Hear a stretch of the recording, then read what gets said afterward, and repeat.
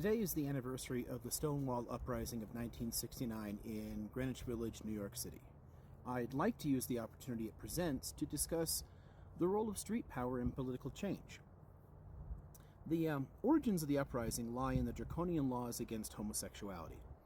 Police were frequently used to raid queer clubs as a form of harassment, often getting physically violent and sexually assaulting patrons. It was in response to one such that people decided they'd had enough. When the cops began feeling up the lesbians and trans women, someone yelled for the crowd to do something, and they did. Now, white cisgendered straight men love to brag about how tough they are, but they're the ones slapping Blue Lives Matter stickers on their overcompensation trucks. It was a bunch of trans women, drag artists, and gay and lesbian patrons who picked up bricks and threw them at the cops. Painted fingernails curled into fists and struck back at an oppressive state. The police were forced to retreat, and the uprising continued for about 5 days before calm returned.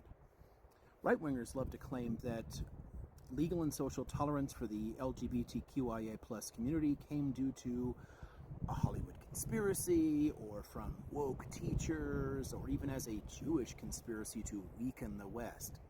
Such people are imbeciles. Tolerance was earned with violence and organized protests, and today we celebrate the beginning of queer liberation as Pride Month in June because of these events. Now, I get asked, why do I teach? And more importantly, why do I make videos and do free community education work? I do it because the U.S. remains a police state, and it has gotten in many ways less free than it was in the 1960s. Fascists like to think that the liberals with their agenda stuff have taken America away from them. But in truth, liberalism is a profoundly conservative ideology, and it only accepts changes that are forced upon it.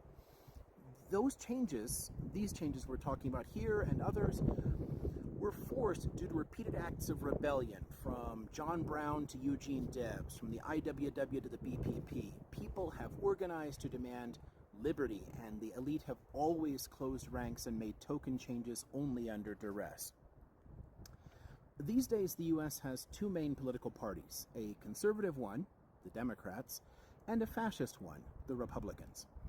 Conservatism came under pressure in the 1950s due to the civil rights movement, and from the failed Goldwater run of 1964 to the successful Reagan campaign of 1980, reactionary neo-fascists, Christian fundamentalists, and white supremacists took over the GOP. In response, the Democrats themselves moved steadily rightward, from Carter through Clinton and Obama, until the Dems were farther to the right than were Eisenhower and Nixon, while the Republicans occupied Mussolini and Hitler's territory. Both parties have aggressively militarized the border, the police, and society as a whole. Spreading fear of communism, Muslims, and Hispanics has helped to keep the population in line. Trillions have been spent to murder millions abroad in the name of so-called freedom, while the U.S. plunged to 62nd place in individual liberty and is still falling. The U.S. is a police state where the cops steal more from Americans than all thieves combined, yet few people seem willing to wake the fuck up and do something about it. You can't vote your way out of a police state by supporting the two parties that created it, for fuck's sake. It's impossible to vote your way out of situations like this. Voting for the least bad candidate, for the lesser evil, doesn't stop the slide. It can only mitigate damage to some degree. Harm reduction works only as a temporary measure, and only if people are organized to fight back against the evil for which they just voted. But people always and swiftly forget that they voted for evil, and the cycle continues. Street power is the only avenue open to us, but it will only grow in significance as things worsen for more people, since a large majority of Americans are either actively working toward dictatorship or are enabling and encouraging those who are.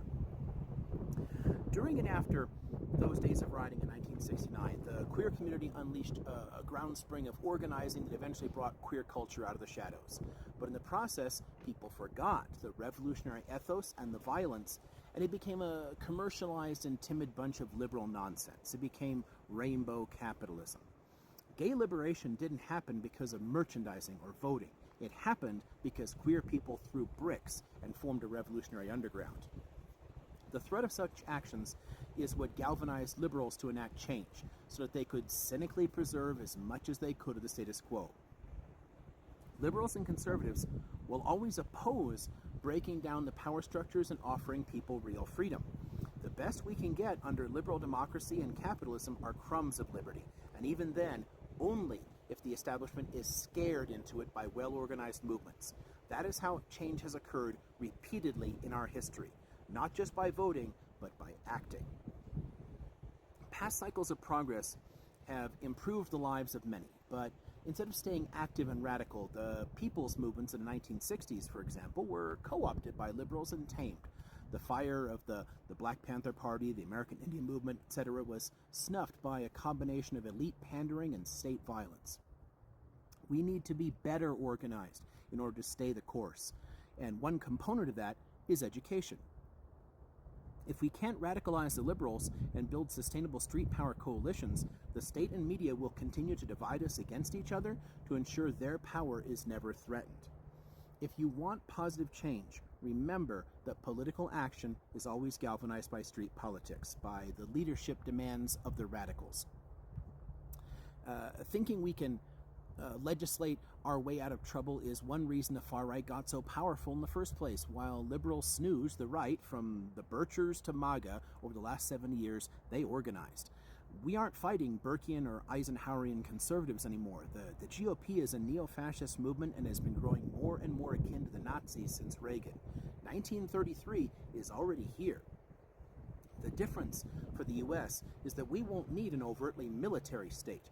Not only do many welcome the loss of freedom and, frankly, already worship our military here, the managed democracy model of dictatorship is far more stable and harder to defeat.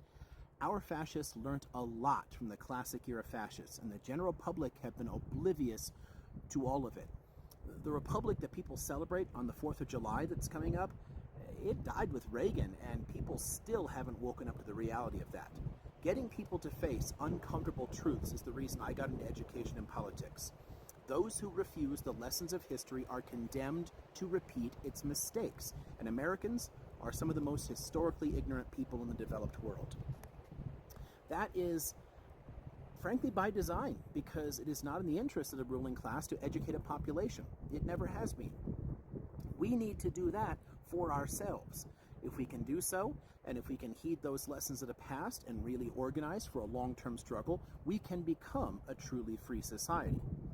The alternative, which is by now just around the corner, is almost too horrible to contemplate.